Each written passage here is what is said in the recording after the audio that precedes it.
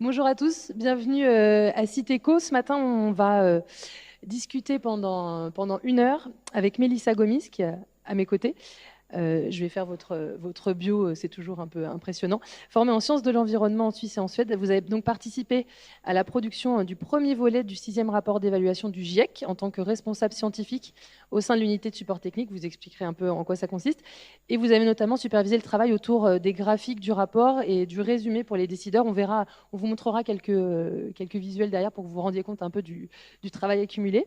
Et Sophie Zopa, qui est chimiste de formation, directrice de recherche à l'Université de Paris-Saclay, vice-présidente en charge du développement soutenable et autrice principale et coordinatrice donc d'un chapitre du rapport du GIEC. Donc notre conférence s'appelle Quesaco le GIEC. On va vous à la fois vulgariser, essayer d'expliquer comment ces groupes ont travaillé et aussi vous dire un peu ce qu'il y a dans le dernier rapport. Et à nos côtés, celle que vous allez voir dessiner tout au long de la conférence, c'est Camille Aubry, donc sketch-noteuse, qui va réaliser des dessins en live pendant notre discussion et on verra un petit peu le résultat de tout ça à la fin. Donc GIEC, c'est un acronyme que vous avez entendu de plus en plus ces derniers temps dans les médias, beaucoup plus que ces dernières années d'ailleurs, pour groupe d'experts intergouvernemental sur l'évolution du climat. Ça existe depuis 1988. Mélissa, je me tourne vers vous. Qui c'est qui l'a créé et quel était son rôle à l'époque? Quelle était l'idée il y a maintenant presque 40 ans? Donc, c'est une entité qui a été créée par les Nations Unies pour justement faire un état des connaissances sur le changement climatique. Donc, tout ce qui se sait jusqu'à présent pour pouvoir informer les décideurs sur des politiques climatiques. Donc, c'est vraiment amener la science au gouvernement pour qu'ils puissent être informés de ce qui se passe au niveau scientifique pour pouvoir prendre les décisions les plus adaptées. Donc voilà, on est au 6e cycle, donc on parle de cycle en fait qui dure 5 à 7 ans. Et à l'issue de chaque cycle, il y a un nombre de rapports qui est publié par 3 groupes d'études. Donc le GIEC est divisé en 3 groupes d'études. Le premier, c'est sur la physique du climat, donc c'est celui dans lequel on a travaillé avec Sophie. Le deuxième, il se concentre sur l'impact du changement climatique sur les écosystèmes et les êtres humains et sur nos capacités d'adaptation. Et le troisième, il s'occupe de tout ce qui est atténuation du changement climatique. Il étudie les méthodes de captation du CO2, de réduction des émissions, etc. Donc ces 3 groupes travaillent séparément, mais cycle après cycle, il y a eu beaucoup plus d'interactions en fait. Voilà, donc tous ces groupes produisent un rapport et à la fin du cycle, on a un rapport de synthèse qui vient d'être publié pour le cycle numéro 6. Voilà, et en fait, ces rapports, ils ont été très importants dans le cadre coopération internationale et décision internationale pour les traités, par exemple le protocole de Kyoto, pour la création de la conférence des parties, donc la COP. Donc ça a vraiment supplanté toutes ces décisions-là. Et le premier rapport du GIEC a vraiment identifié le challenge que le changement climatique allait représenter pour les êtres humains et qu'il fallait une coopération internationale, et c'est de là que tout a commencé. Voilà. On parle de combien de personnes? Parce que là, on voit un petit peu une assemblée, à quoi ça peut ressembler. On parle de combien de personnes qui travaillent groupe par groupe et comment est-ce que vous arrivez à échanger entre vous en étant aussi nombreux? Alors, un point qui n'est pas toujours compris, c'est le GIEC, c'est vraiment les représentants des pays. Donc, c'est 195 pays qui sont membres du GIEC. C'est eux les membres. Nous, scientifiques, auteurs ou comme Mélissa, unité de support technique, on est là pour un rapport donné parce qu'on a la bonne expertise au moment qui va bien. On est environ 200 auteurs par rapport, un petit peu plus, entre 200 et 250. Et on fait aussi appel à des scientifiques qui sont à l'extérieur, qui ne vont pas être directement impliqués dans la production du rapport, mais qui vont y contribuer par des expertises scientifiques. Donc environ 200 par rapport. Et puis on interagit, on travaille par chapitre, donc par par sujet d'expertise. On travaille ensemble par équipe de 12 à 15 personnes qui sont choisies pour représenter à la fois des expertises, mais également représenter des connaissances du monde entier. C'est extrêmement important, particulièrement pour tout ce qui va être adaptation ou solution de réduction, mais aussi pour bien caractériser les changements. On a besoin d'avoir des experts de différents pays et de ne pas imposer une vision qui serait uniquement celle des pays qui ont été peut-être plus en pointe à un moment donné sur la recherche sur ce sujet, mais vraiment de mixer des façons de voir qui sont extrêmement variées. Donc on a par exemple pour le groupe 1, sur les 230 auteurs, on avait, je crois, de l'ordre de 30-35% de femmes, et qui représentent en fait le pourcentage aussi de personnes qui ont postulé pour faire partie du rapport. Donc cette proportion, il y a un effort pour garder cette proportion de femmes au moins égale au nombre de femmes qui postulent. Et puis je crois, on couvrait 65 pays différents dans les auteurs du rapport, et cette diversité est vraiment très importante pour la solidité des rapports. Après, ça veut dire aussi que c'est des façons de travailler qui doivent être inclusives. Donc, dans le rapport dans l'équipe du groupe 1, il y avait beaucoup d'efforts qui étaient faits pour qu'on ait conscience et qu'on prenne en compte cette diversité, qu'on fasse attention dans les prises de parole, de faire parler tout le monde, même des gens qui ont une culture où potentiellement ils vont être plus en retrait. Il y a beaucoup d'efforts qui sont faits pour favoriser une prise de parole égale des gens, même quand ils ne viennent pas de pays anglophones, même quand ils sont moins habitués à prendre la parole. Et ça, c'est quelque chose de très important dans ces rapports. Et comment vous avez été recrutée? Vous disiez postuler, Sophie, c'est-à-dire on postule pour en faire partie. Et j'imagine que la procédure n'est pas forcément d'ailleurs la même selon le pays d'où l'on vient. En France, c'est comme ça en tout cas, c'est que... Alors, effectivement, toute la communauté internationale qui travaille sur le climat sait où on en est à chaque fois des rapports du GIEC. Là, on sait tous qu'on va avoir la fin du 6e cycle, bientôt le 7e, et qu'on va pouvoir, si on le souhaite, postuler pour des rapports. En France, l'information est assez transparente. On a, dans tous les laboratoires qui travaillent sur ces sujets, on reçoit des emails qui nous invitent à postuler. On envoie notre CV et une lettre de motivation à ce qu'on appelle le point focal GIEC, qui est au sein du ministère de la Transition écologique, qui va faire une sélection pour s'assurer qu'on n'envoie pas des CV de gens qui seraient complètement sur des sujets voilà, qui seraient à côté.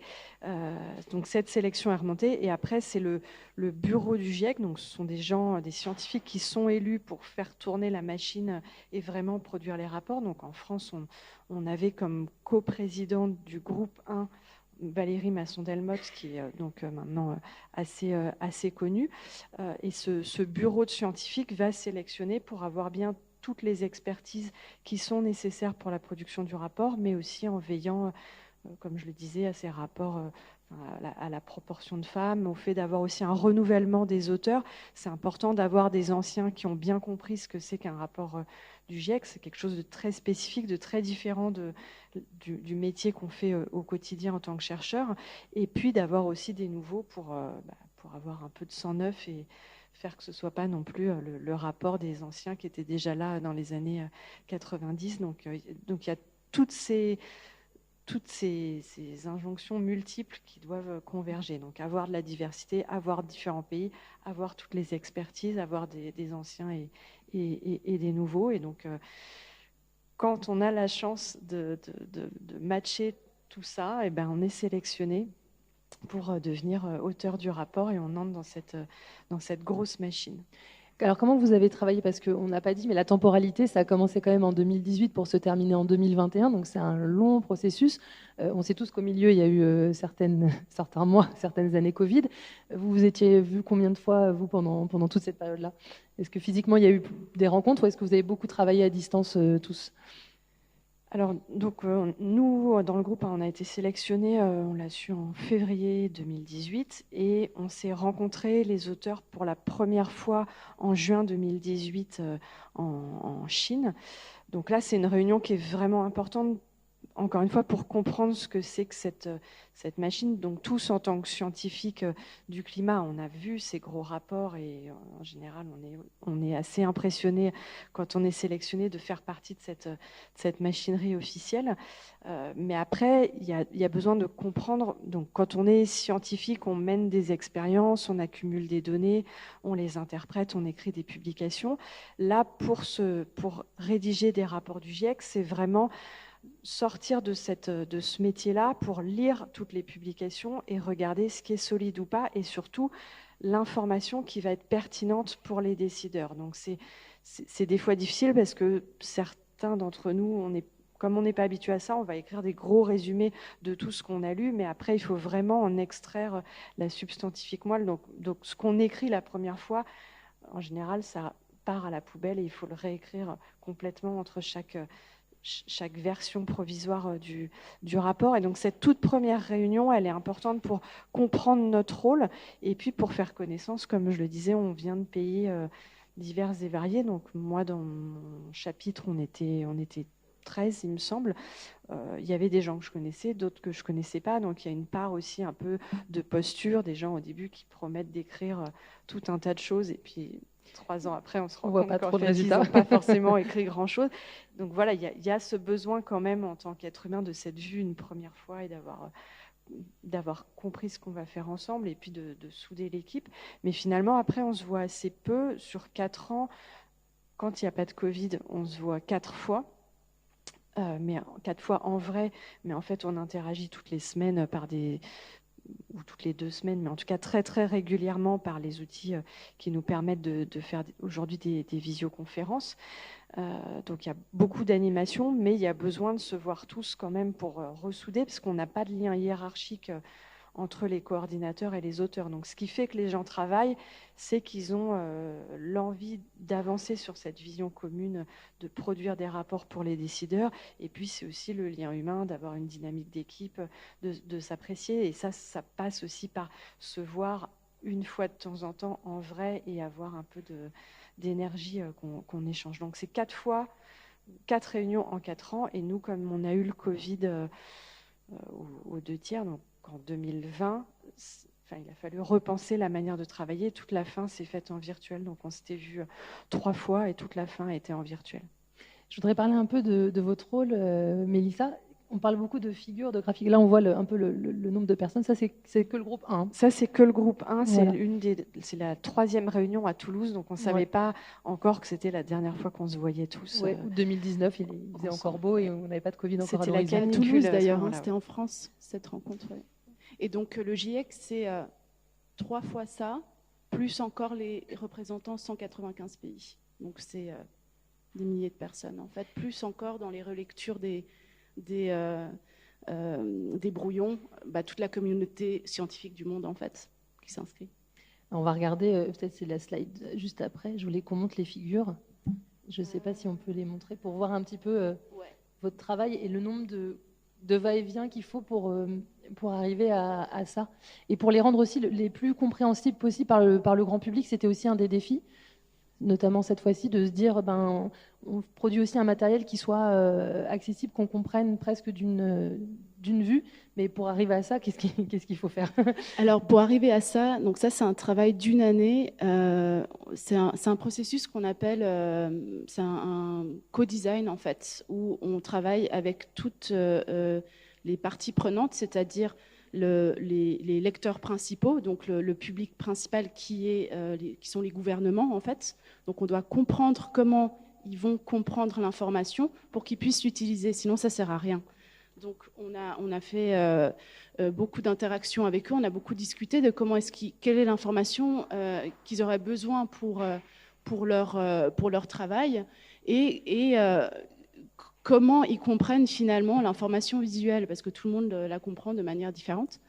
Et après, donc ça c'est une des parties. Après, on a les scientifiques, donc Sophie et compagnie. Et après, on a des designers de l'information qui sont les experts de comment transformer les messages clés qui sortent de l'évaluation des auteurs en format visuel et que ce soit compréhensible, en fait. Donc voilà, ça c'est une année de travail, c'est plusieurs milliers d'emails, c'est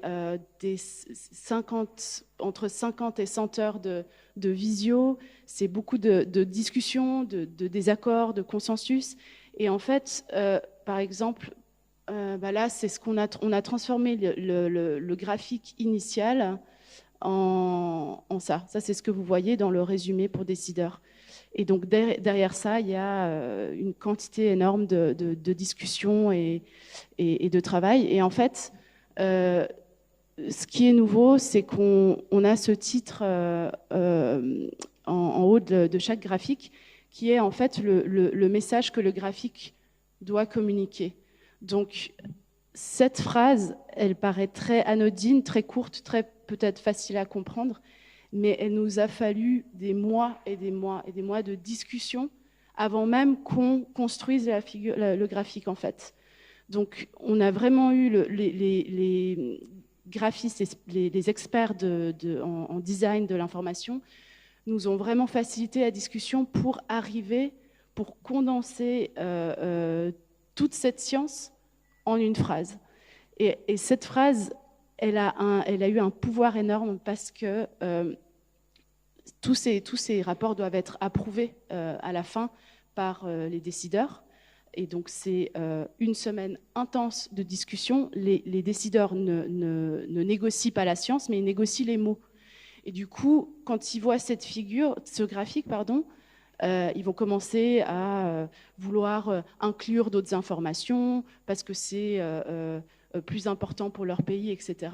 Et nous, on revient toujours à cette phrase en disant, écoutez, votre commentaire n'est pas applicable parce que ça n'entre pas dans le cadre de cette phrase. Donc ça a été un outil fondamental pour pouvoir approuver ces figures et pour pouvoir les publier telles qu'elles sont, en fait, ou proches de ce qu'elles sont. Des centaines d'heures d'échanges juste pour l'approbation. Oui, juste pour l'approbation. Ouais. Après, pour en arriver à là, entre les parties prenantes, c'était encore plus. Mais pour l'approbation, effectivement, c'est alors, on a eu l'expérience d'une d'approbation en personne. C'est comme ça que normalement les approbations se passent. Et après, il y a eu le Covid, donc on a dû transformer tout ça en virtuel. Donc, rameuter le monde entier sur 1 heure, alors que tout le monde était chez eux, quoi. Donc, il y a le problème des créneaux horaires. Donc, voilà. Et c'est 400 personnes qui se retrouvent et qui... mais ça, Sophie l'a expérimenté aussi en tant qu'autrice. Voilà. Donc, on a d'autres exemples. Celle-ci, pour moi, est la plus parlante. Voilà. Donc, on a ça. On ne comprend pas forcément très bien ce que sont les plus, les moins, les couleurs. Il y a tellement d'informations. Le cerveau humain n'arrive pas forcément à comprendre d'une traite ce qui se passe. Donc, on doit le guider dans cette information-là, et c'est ce qu'on a essayé de faire. Donc, on a transformé ce qui est dit ici en quelque chose d'un peu plus peut-être intuitif. Et en fait, ce qui est très fort dans ces graphiques, c'est qu'ils ont été très peu modifiés par les médias. Alors que normalement, les médias, ils veulent avoir les données pour pouvoir faire leurs propres graphiques. Et là, ils ont été pris plus ou moins tels quels. Et c'est vrai qu'on a quand même des critiques comme quoi ça reste quand même des visuels qui sont un peu complexes, mais c'est aussi que le sujet devient plus complexe. Il y a beaucoup plus d'interactions, beaucoup plus d'interférences, beaucoup plus de croisements en fait entre les disciplines sur le sujet climatique, et donc forcément on doit intégrer tout ça dans un visuel ou dans un texte en fait, et donc on arrive à une certaine complexité qu'on n'avait pas forcément dans les cycles précédents. Voilà. Et tout à l'heure, on parlait justement des 3 groupes et de la façon de travailler ensemble, et que justement, il y avait un petit peu plus d'interaction. Comment est-ce que vous gérez? Est-ce que le groupe 1 qui va alimenter un peu le groupe 2, qui va alimenter le groupe 3, mais à des temporalités différentes? Donc souvent, il y a le groupe 1 qui va sortir ces informations. On va dire, vous êtes bien gentil, je vais caricaturer. On est foutu, c'est super le constat, mais qu'est-ce qu'on fait? Et en fait, il faut gérer ce temps de, attendez, parce qu'on a quand même... qui est bien aussi et rassurant, on ne va pas tous s'affoler aujourd'hui, c'est qu'il y a des solutions, il y a des choses qui vont arriver. Comment est-ce qu'on gère ce temps? Mélissa a parlé de médiatisation, je suis bien placée pour le savoir. Nos journalistes, on aime que ce soit simple, concret, qu'on aille droit au but tout de suite. C'est un peu l'inverse de tout ce travail de fourmi de plusieurs années. Comment est-ce qu'on gère ça, ces temporalités différentes et en plus, et parallèlement, ce besoin de concision et parfois peut-être de vulgarisation, mais peut-être trop, en tout cas pas caricaturale parfois. Alors, il y a effectivement une demande que tous les rapports sortent en même temps, ou en tout cas, ce n'est pas forcément compris, et en particulier par les journalistes, pourquoi les rapports sortent les uns après les autres, mais effectivement, il y a un besoin de connexion, c'est-à-dire que comme le groupe 2 caractérise les risques, ils ont besoin avant qu'on ait bien caractérisé quel va être le changement climatique futur pour eux, pour que derrière, il y ait de la littérature suffisante sur les risques. Donc il y a un petit décalage entre le moment où nous, scientifiques du groupe 1, on utilise des modèles climatiques pour regarder comment le changement climatique va se manifester dans le futur. Ça demande du temps d'analyse, de publication et après du temps de digestion par les scientifiques du groupe 1. Le groupe 2, lui, va avoir besoin de cette matière pour, derrière, qu'il y ait des publications sur vraiment la caractérisation des risques. Donc, qu'est-ce que ça veut dire en termes d'impact sur la santé, sur les écosystèmes, sur les infrastructures, sur l'agriculture, d'avoir ces changements climatiques. Et le groupe 3 et le groupe 1, eux, sont connectés au travers de ce qu'on appelle les scénarios, c'est-à-dire pour limiter, par exemple, les émissions de gaz à effet de serre, qu'est-ce qu'il faut comme changement technologique, comme déploiement de ces changements du point de vue politique dans la société pour que ce soit effectif. Donc là aussi, il y a besoin d'interaction entre le groupe 1 et le groupe 3. Et le groupe 1 fournit aussi des outils qui permettent très rapidement de calculer pour des changements d'émissions de gaz à effet de serre, qu'est-ce que ça veut dire en termes de température. Donc ces interactions font qu'on ne peut pas publier les 3 rapports en même temps. Mais forcément, en termes de communication, c'est compliqué puisque le groupe 1 arrive avec systématiquement un état des lieux qui est purement physique, c'est-à-dire qu'est-ce qui se passe physiquement quand le climat change. Donc aujourd'hui, qu'est-ce qui se passe du point de vue de l'augmentation des extrêmes, des canicules, des sécheresses, qu'est-ce qui va se passer dans le futur. Et effectivement, maintenant que la société est très en attente de ces résultats, les gens disent d'accord, mais du coup, on fait quoi? Alors, c'est pas parce qu'on n'a pas tout de suite les rapports du groupe 2 et du groupe 3 qu'on ne sait pas ce qu'il y a à faire, parce qu'en pratique, on en est déjà au 6e rapport d'évaluation. Donc, on a quand même de la connaissance, même si elle s'affine.